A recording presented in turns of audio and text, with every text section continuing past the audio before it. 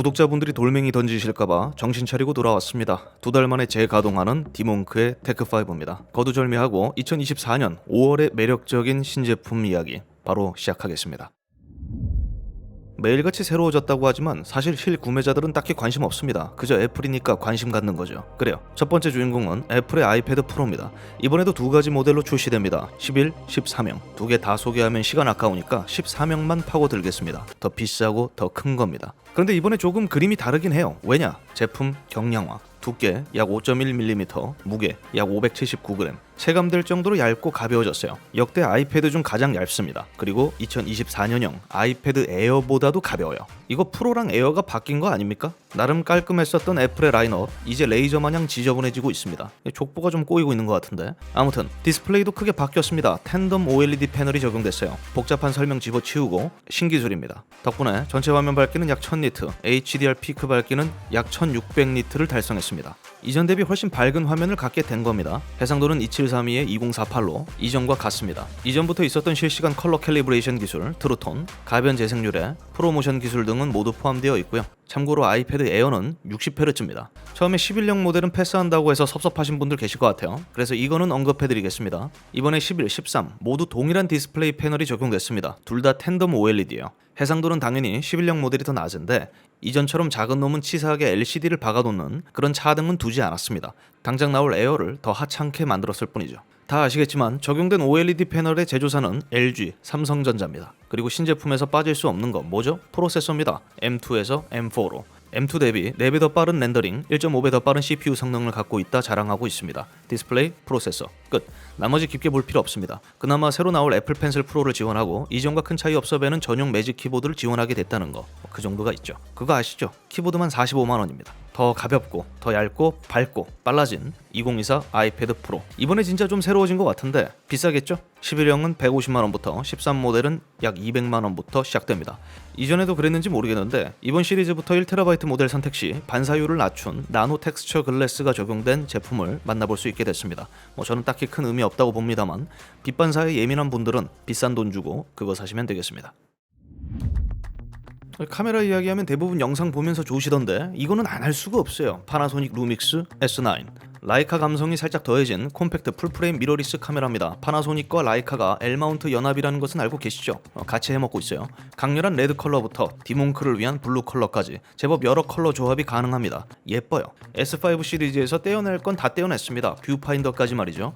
그만큼 바디 크기는 한참 작아졌는데 과장을 조금 더하면 배터리가 제품 전체의 3분의 1을 차지할 정도입니다. 무게도 가볍습니다. 약 403g. 한 손으로 들고 춤을 춰도 될 무게예요. 740g이었던 S5 마크2보다 한참 가볍죠. 자신의 일상생활을 적나라하게 SNS에 올리고 싶은 크리에이터들에게 적합한 제품으로 보입니다. 대부분 알아듣지 못하시는 지루한 사양 이야기 짧게 하겠습니다.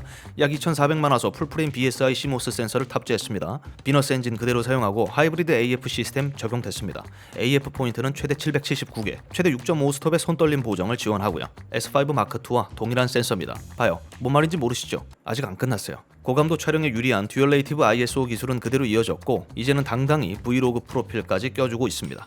그런데 늘 말씀드리죠. 작고 가볍다는 것은 타협이 많이 들어가요. 마이너스 요소가 있을 수밖에 없다는 겁니다. 뷰파인더만 빠진 게 아니에요.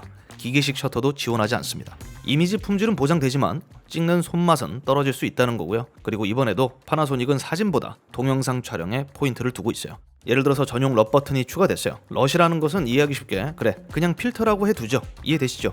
보다 직관적으로 이 필터, 럿을 변경 및 적용시킬 수 있습니다. 필터는 아닌데 그냥 그렇게 비유하는 거예요. 이전 모델들에게서 볼 수 있었던 실시간 럿도 포함되어 있고요.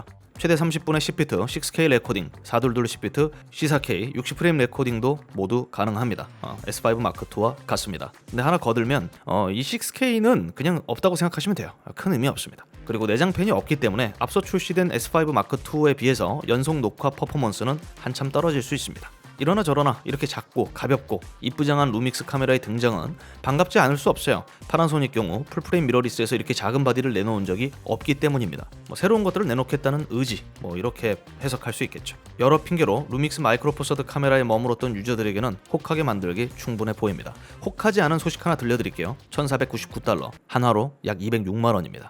소니에 비하면 저렴해요. 소니에 비하면 더 명확하게, 더 크게, 더 강하게 사람들에게 욕먹어보고 싶다, 장수하고 싶다. 그렇다면 이런 아이템은 어떨까요? 앵커, 사운드코어, 붐2 플러스.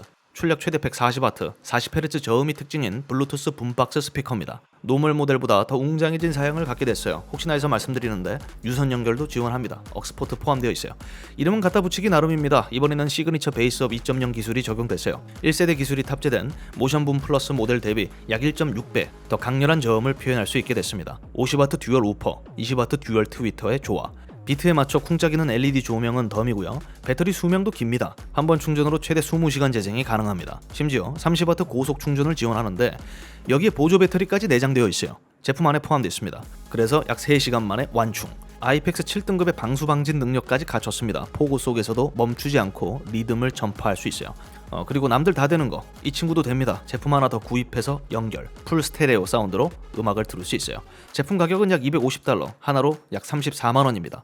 제법 저렴한 가격으로 우리 동네 최고 빌런이 될 수 있어요. 상상해보세요. 저거 2개를 오토바이 뒤에 쌍으로 매달고 다니는 라이더의 모습을. 농담인 거 아시죠? 실제로 그러고 다니면 안 돼요. 미국이었으면 그거 많이 가. 요즘 참 많이 나오죠. 뭐가? 게이밍 헤드셋. 제 입장에서는 지칠 정도예요. 근데 안 할 수가 없죠. 터틀비치가 스텔스 600 3세대 모델을 내놨습니다. 젠3, 저지연 2.4GHz, 블루투스 5.2, 고속 충전에 최대 80시간의 배터리 수명을 특징으로 하는 무선 게이밍 헤드셋입니다. 일단 이번 세대부터 전체적인 제품 디자인이 많이 심플해졌습니다. USB 트랜시버 디자인도 훨씬 이뻐졌고요. 마치 스틸 시리즈의 아크티스가 생각나는데 어떻게 보면 아크티스보다도 깔끔해 보이기도 하고요. 터틀비치스럽지 않죠. 50mm 나노 클리어 드라이버 탑재됐고요. 20Hz에서 20kHz로 주파수 응답은 아주 일반적입니다.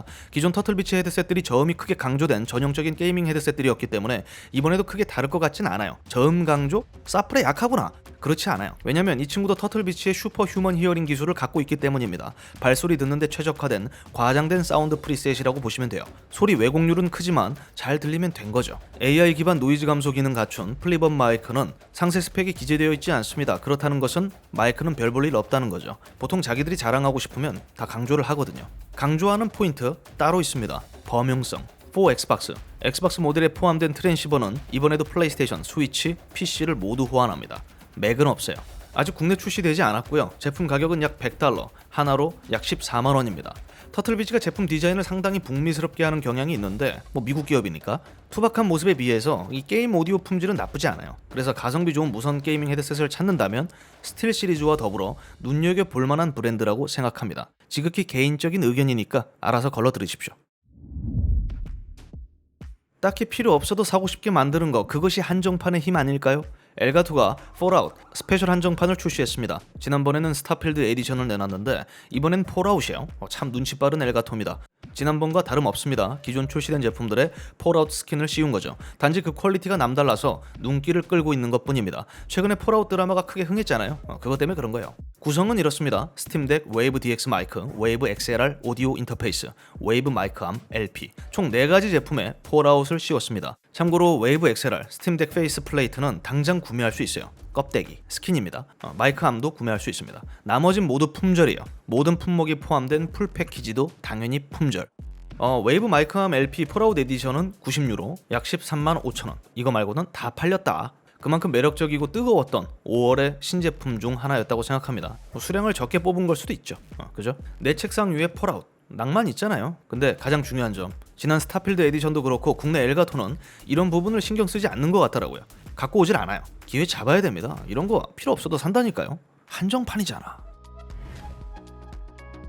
제가 준비한 신제품 소식은 여기까지입니다. 보너스를 더 넣고 싶었는데 시간 관계상 여기까지만 하겠습니다. 핑계대자면 메인 컴퓨터 포맷했고, 그리고 이사 후 처음으로 작업하는 테크5입니다. 아직도 작업실 꾸미기 및 홀로서기에 정신없는 시기거든요. 빨리 자리 잡고 앞으로 보너스 또 두둑히 넣어드리겠습니다. 좀 이해해주세요. 시청해주셔서 감사드리고요. 전 다음 영상으로 찾아뵙겠습니다. 고맙습니다.